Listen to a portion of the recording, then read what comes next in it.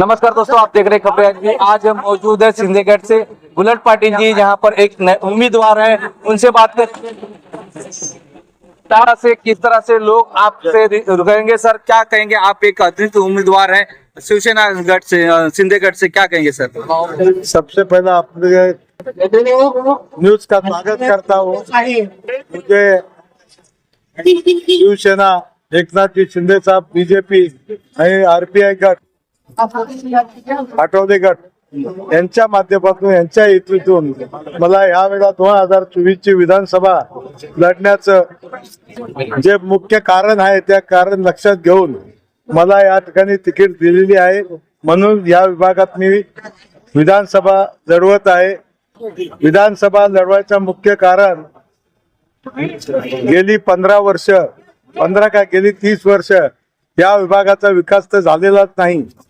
मी 1980, 82, 83 पासून या विभागात आहे। 1985 पासून तर पोलीस सेवेत काम पण केलेलं आहे। जेवढा जो विकास इथे झालेला नाही आणि जो झाला पाहिजे तेवढा विकास कुठल्याही आमदाराने केलेला नाही।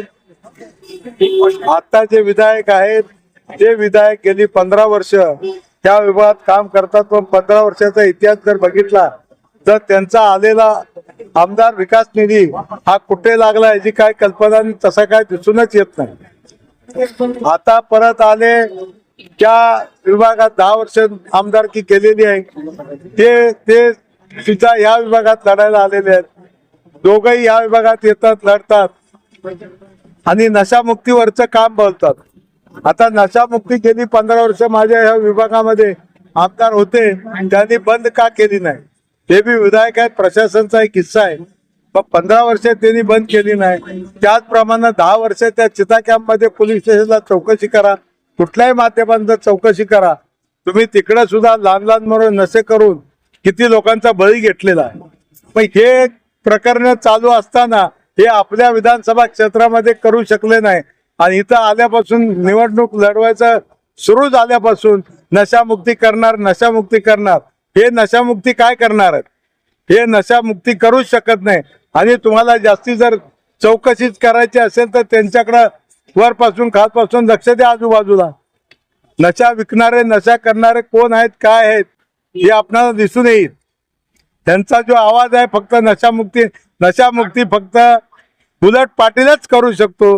बुलेट पाटीलला निवडून दिल्यानंतर या 1 महीने आत ही नशामुक्ती बंद करून टाकेल। सर, यहाँ पे विकास के नाम पे स्कूल, शिक्षा और कॉलेज और हॉस्पिटल की सबसे बड़ी कमी है, सबसे बड़ा एक एसएमएस का मुद्दा है, उस पे क्या कहेंगे सर आप? देखो, विकास तो हुआ ही नहीं। शिवाजी नगर इतना साल से हम देखते हैं, विकास हुआ नहीं। मैं भी 5 साल नगर सेवक था, मैंने जो जो काम किया वो हमारे पब्लिक को मालूम है। रहा स्कूल का, कॉलेज का, तो ये लोगों ने किसी ने कॉलेज खोला ही नहीं। जो भी आमदार थे उन्होंने बाहर खोला। ये कॉलेज करेगा तो कॉलेज की जगह बाजू में रख के अपना विकास कर रहा है।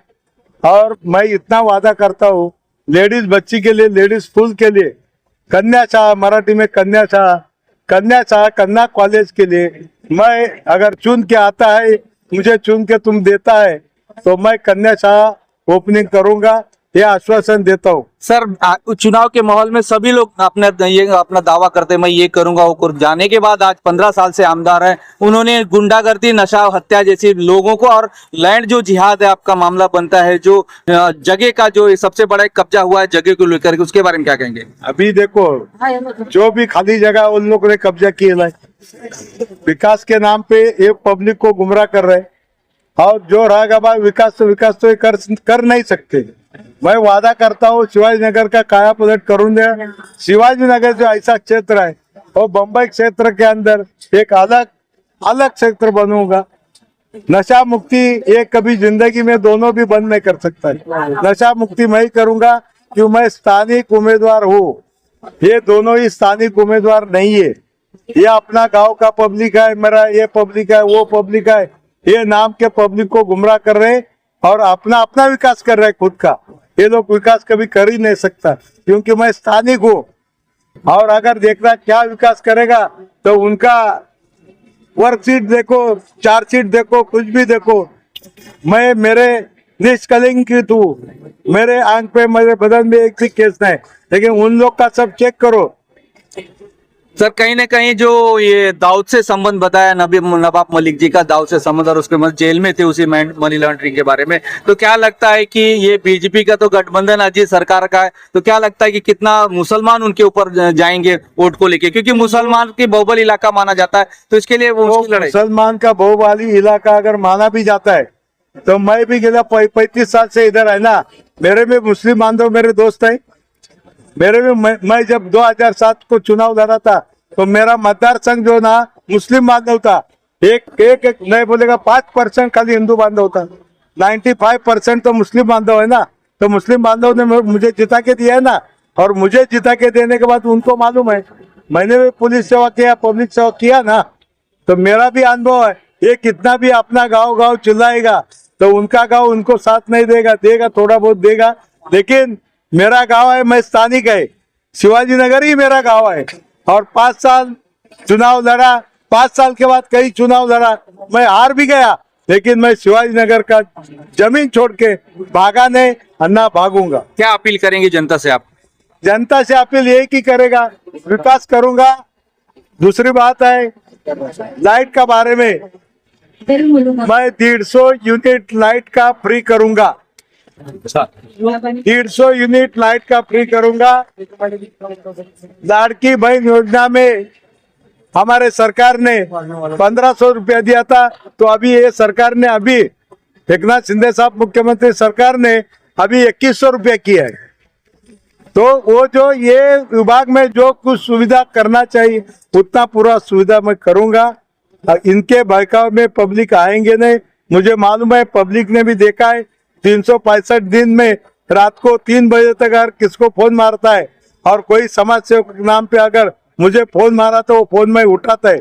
मेरा ऐसा व्यक्तिमत्व है, ये हमारे जनता को मालूम है। हिंदू मुस्लिम सिख ईसाई जो भी समाज के लोग रहते हैं उनको मालूम है बुलेट पाटिल क्या है और क्या नहीं। हो गया ना? तो ये